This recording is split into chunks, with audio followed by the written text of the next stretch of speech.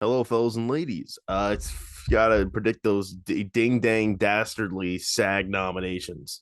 Dang nabbit. They're on Sunday, and these awards are basically the last major precursor that happens, like at least that's televised before the Oscars. Obviously, WJ is like after, but like that's not televised. This could either confirm some stuff for certain actors or just cause more confusion. Who knows? I'm gonna start with the two easy categories. I'm gonna start with stunt. I think this is just so easily gonna be Top Gun Maverick. I think enough people everybody knows about the whole we actually flew the planes thing. I think a lot of people are going to be like, hell yeah, awesome stunts. I guess like maybe something like Batman or Black Panther could win. I don't think Avatar is going to win. Woman King, not this, right? I think it's just going to be Top Gun Maverick. As for supporting actor, I think this is just going to easily be Ke Huy Quan. I think that is just going to continue to the end.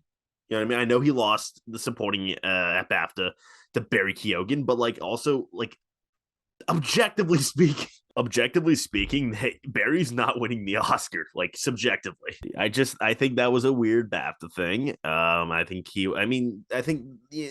SAG's gonna be very friendly to everything everyone wants, as was every single guild so far, like every single guild like that was nominated for at least. And I think Ke Huy Quan still just got this in the bag. I guess I'll put Barry Keoghan at number two, but like it's Ke Huy Quan. Now, supporting actress gets a teensy bit tricky. There's definitely an easy answer in Angela Bassett, but Carrie Condon is very tempting. Also, I'm not gonna lie, I think Stephanie Hsu or Jamie Lee Curtis are a little bit tempting, just because I've noticed with the guilds, they've been they've been giving it to Everything Ever All Once, where it wasn't nominated at the Oscars. Like it beat Avatar at the the production design guild. It beat the Batman at the contemporary makeup thing. So but I don't think Stephanie Hsu or Jamie Lee Curtis is gonna win.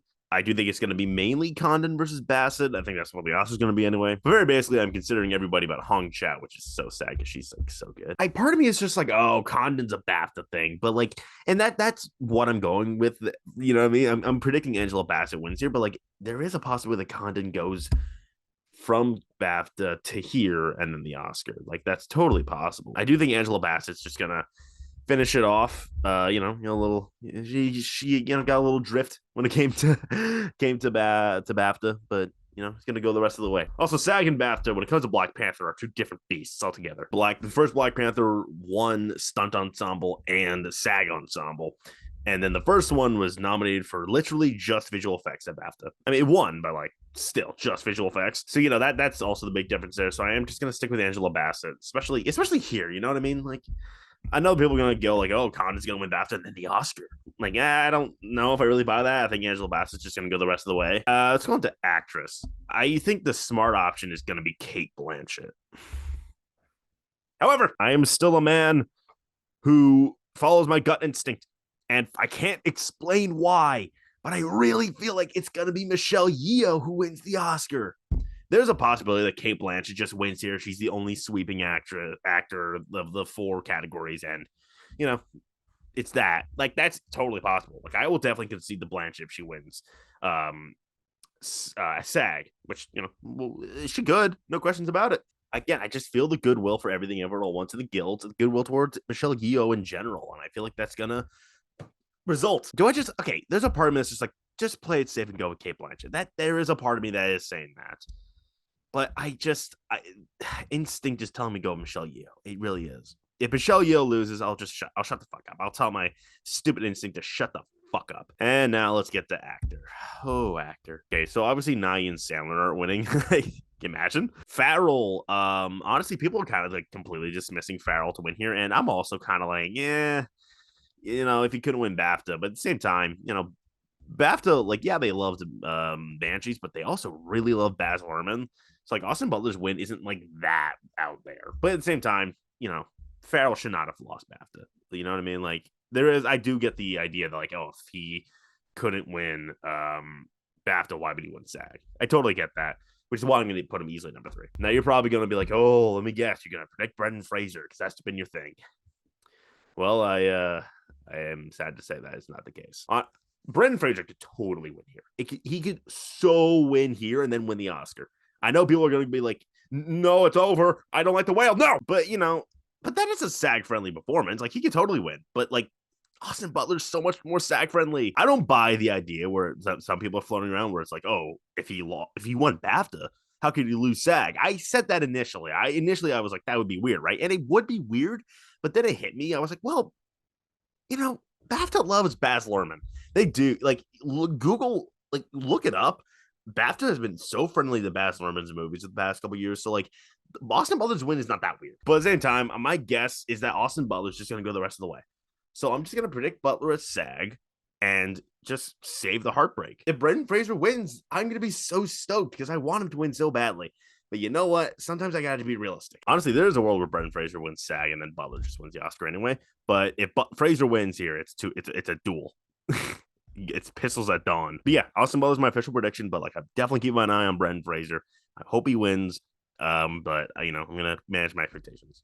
I love Austin Butler. Just to be clear, I thought he was terrific. I think if he wins, it would be a terrific winner. But I'll just I'll manage and go with Austin Butler. It does make sense. He's playing Elvis Presley. That is kind of SAG thing to go for. So yeah, it adds up. And then finally, let's end with ensemble. Objectively, Babylon, the cast is happy to be there. Fablemans, no, just no, And then Women Talking should win. It should win. It's the best ensemble of the year. Like it's the definition of a perfect ensemble. But no, I think that this is go down to the the ones with the 5 nominations, SAG noms at least. Banshees and Everything Ever All Once. So here's the thing. There is like this whole stat thing going around. They're like, oh, movies that got 5 nominations SAG have never lost an award. I guess that's true, but like, I don't know, both Everything Everywhere and Banshees like lost, both got 5. I don't know, maybe that also it's this stupid stat based on fucking coincidence. I don't care. You bitch ass stats. I fucking hate stats, dude. Like 80% of the time I get sent stats, it's just some wild coincidence that people will fucking die on a hill for, and they get so confused when like no movie has won Best Picture that starts with the letter B since fucking 1924, and then like fucking Banshees wins. They're just so confused. I do think there's a case for Banshees. But there is the issue I'm kind of falling under when it comes to winning ensemble, at least, is that Banshees is literally just the 4 people. It's just Barry, Brendan, Colin, and Carrie. And like, it's I know there's other people in it, but like those are the only 4 that would win. Whereas Everything Ever Once, like, yeah, there's the 4 that are centered on, Jamie, Key, Michelle, and Stephanie. But there's also James Hong.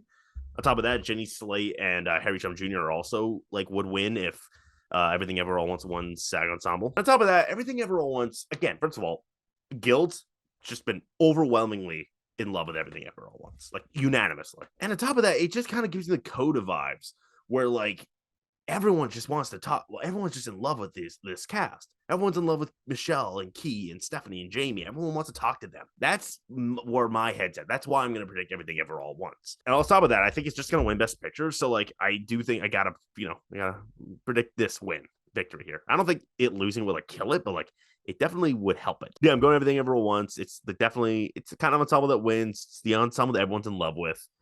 So I'm going to go with Everything Ever All Once. I'm not going to do TV just for time purposes. It is on my Twitter account, so please follow that if you want to know what I'm predicting for TV. And I know you do. I'm going to do my reaction video on Sunday, and if Brendan Fraser wins, you're going to get a fun reaction. And if Austin Butler wins, I'm just going to go, like, subscribe, and share, or else Brendan Fraser is going to lose. You know that? Like, legally speaking.